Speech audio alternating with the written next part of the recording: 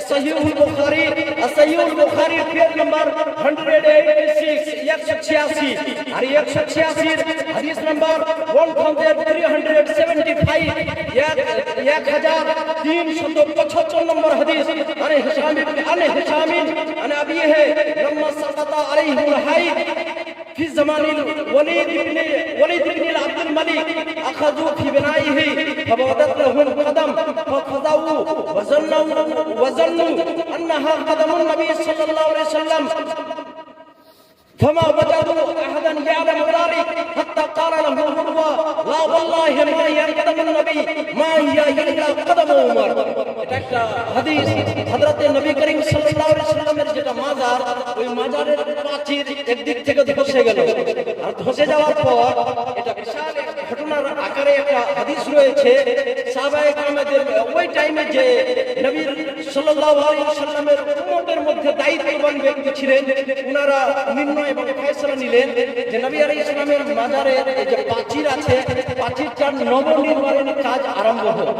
নতুন নির্মাণ হোক নতুন করে মাজারের প্রাচীরটা আবার গেঁথে দেওয়া হোক এটাই সিদ্ধান্ত হলো সিদ্ধান্ত যখন হলো মাজারের নেউটা ফুটতে লাগলেন ওইখানে যে ব্যক্তিগণ উপস্থিত ছিলেন তাতে সাহাবী হোক কিংবা তাবাই হোক যেই ব্যক্তি হোক না কেন যিনারা ওই টাইমে উপস্থিত ছিলেন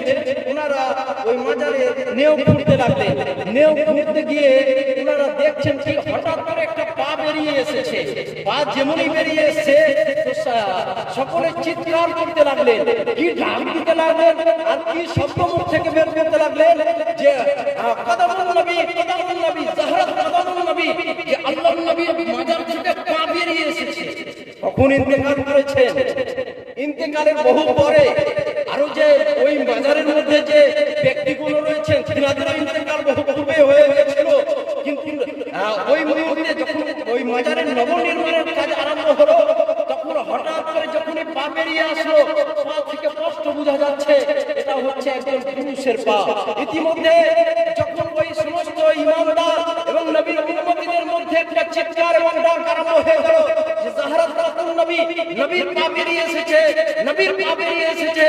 এই মধ্যে ইতিমধ্যে হযরতে উরওয়া ওখানে উপস্থিত হলেন আর হযরতে উরওয়া ইনার একটি পরিচয় ইনি হচ্ছেন হযরতে উমর রাদিয়াল্লাহু আনহুর খাদিম হযরতে উমরের জাহিরি যেগুলো অঙ্গ বডির যেগুলো জাহিরি পার্ট ওই পার্টগুলোকে উনি যথাযথভাবে চিনতেন যে এগুলো হচ্ছে হযরতে উমরের একজন ব্যক্তি যে নিজের মালিকের বডির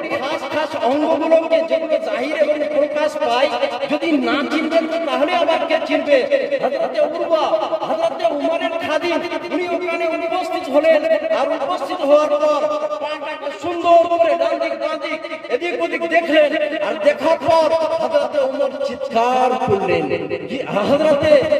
হযরতে উরওয়া খুব দেখলেন পাটাকে আর দেখার পরে উনি একটা ডাক দিলেন যে ডাকটা আজও ইমামে মুসলিম ইমামে বুখারী নিজের বুখারী শরীফের হাদিস নাম্বার 1375 নম্বর হাদিসে ডিক্লেয়ার দিয়েছেন সে ডাক হচ্ছে যে মা ওয়াল্লাহি কদমুর রাসূল ওয়াল্লাহি মা ওয়াল্লাহি ইয়া কদমুর রাসূল মা ইয়া ইল্লা কদম উমর খোদার কসম নবীর পালয় আমি উরওয়া নবীর সাহাবী আমি হযরতে উমরের খাদিম আমি সাক্ষী দিচ্ছি এটা হযরতে উমরের